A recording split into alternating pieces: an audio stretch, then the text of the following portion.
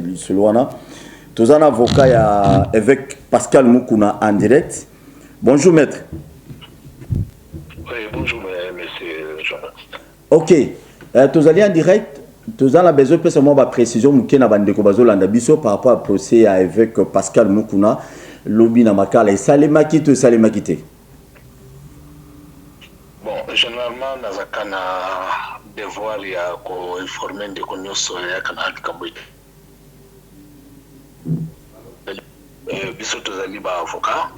Généralement tozaka to observer ka babinga ka devoir ya réserve. Voilà.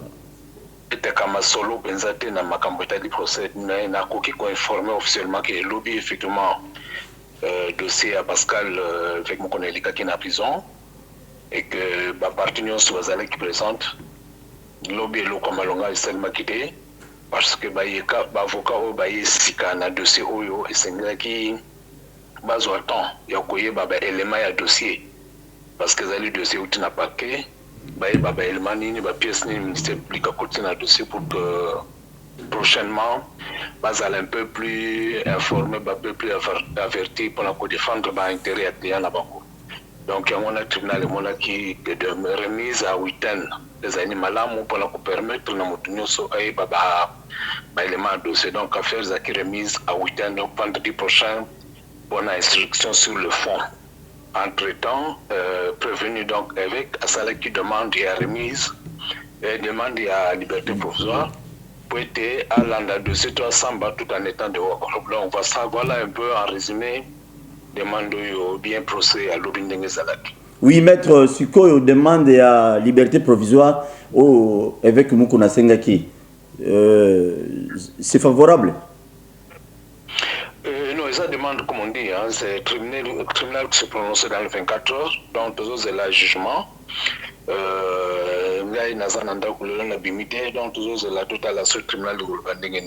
S'il vous plaît, maître, juste éclaircissement Mouké, Toyoka qui n'a pas réseaux sociaux, mais tout aux quand même n'avoir officiel et pas que Madame Chibola Funda qui avec Moukouna, on dirait charge Moussous, on dirait Longoli Ango, Namini Toyo, justice ces Hollandais avec Moukouna Nanine. Non, non, les alakabongoté, c'est-à-dire, toutes les parties étaient présentes, Bande Konyo Sobayaki, ministère public nous devons poursuivre avec Moukouna, c'est-à-dire l'État congolais, la canal et la justice, au ministère public au parquet, il y a des Moutazolanda à poursuivre le procès. Mais partie civile, les alliés victimes, il y a une infraction, ou ils ont reproché la prévenue. Alors, dans le cas d'espèce, va retenir 3 infractions, l'infraction de viol, il y a mis l'infraction, il y a de rétention illicite des documents, l'infraction en menace de mort. Donc, ça 3 charges qu'ils ont pesées d'après le ministère public contre Cléa Nabisson. Ok, donc espérons bien. Le procès audience, c'est à quand? Zaki remise à 8 ans, donc ils allaient remise à la semaine prochaine. Donc, le lobby Zaki le 29 va remettre en haut le 5 juin. Donc, tous les allez comme mon côté de la prison, à moins que les choses évoluent autrement. Donc, comme vous le vendredi, à semaine, banda du lobby. Ok, merci beaucoup, maître. Un bon week-end à Libota Mobimba. C'est moi qui vous remercie. Merci beaucoup. Au revoir. Merci. Nabandi, biso moi vérité zala tulinga raté parce que comme procès les ala qui médiatisé on avait jugé mieux toi informer bino de selon nos andénine pour na ba réseaux sociaux mutu muta ko manandenge na ye donc tulinga ki to betela bino de selon ensemble pose la bien eloko ya mibale Jamal a koufité ndeko Mozi ba bonjour. Bonjour. Bonne santé. Moi Mukende. Mikolo pour la santé. Ok, merci beaucoup na Mama Biché. Il y a José Biché. Donc, il y a un cadeau au ce soir au salon pour nous invité nous n'abissons sur ce bon ça bon c'est plus. Bon ndeko mo Zuba. Tant Hollandi le président Laurent Gbagbo azolo bakino baya ko koma richité na politique té. Au sala ko ça lecture ni.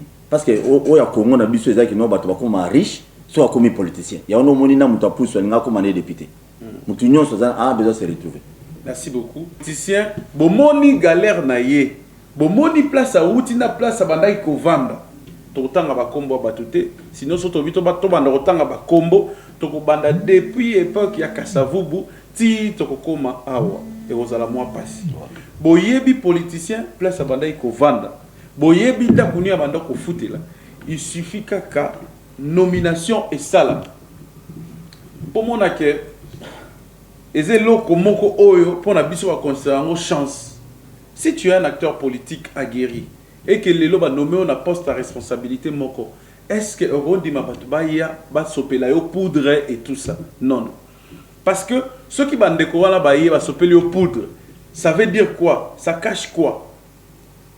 Vous comprendre? Donc, bandent décorer on a déjà que derrière yo, ba misère na bango bazan lango ekosi là. D'où Romona Moutou Aouti Nanzala directement dans l'espace à une semaine a commis kotonga ba immeuble a commis kosomba même bandaku oh yemo kwa futelaka comment locataire a commis ko la ndeko mona lemba asomba ndako bando futela asomi ndako futela sombi suna bandako ba voisin na yebi pende ko alors non seulement ça a commis ko luka ko venger misère na ye omoni mutu awumeli na nzala pendant 20 ans 30 ans siko azui mbongo alobaka azui na 18 heures.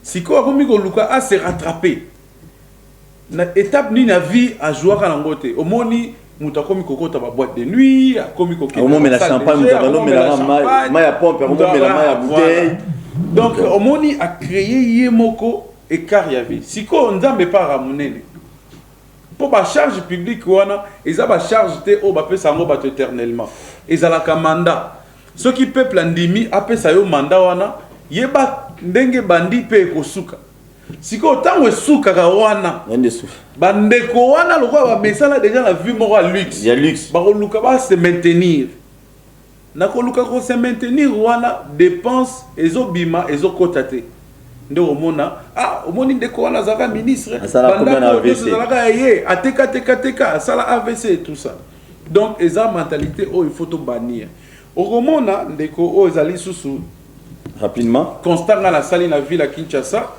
tous ali ba historien à présent parti politique bilo on est dans la parti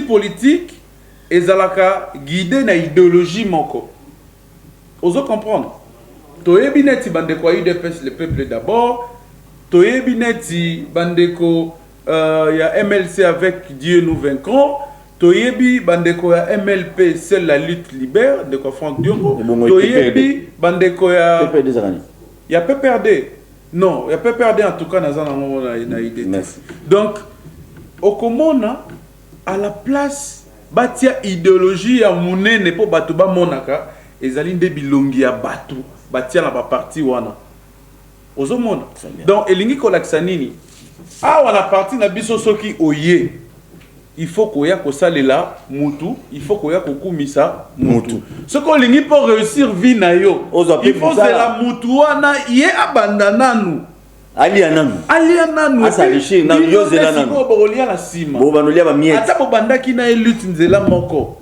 il faut poser nan bino nyonso besoin militer pour mutu wana abimananu et puis bino ko ma rolia na sima na osukisa siko ba parti na tangi généralement UNC, PPRD, UDPS et tout ça va partir à miner. Si on va partir moussou ces autres créer mendengeni nanzala pekaka. Donc là oui bon ça c'est entre nous parti à Kankolom, Médard Kankolom. Je te salue mon frère. Parti siko parti ezo créer pour nanzala. Siko ezelarani. Siko parti on a moussa nanzala. Ah le pays va mal. Le pays va mal, il faut le dialogue. Le pays va mal, il faut le dialogue. On va se retrouver dans la carte de dialogue. Pas à glisser la carte. Accueillir moko.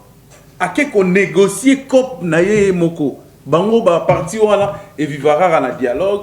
Ceux qui ba élection lingo ya ah si ma UDPS, si ma UNC, si ma PPRD, si ma parti Msusu, si ma Palou. Mais au tali vraiment existence y a parti wana na utilité dans la société zate.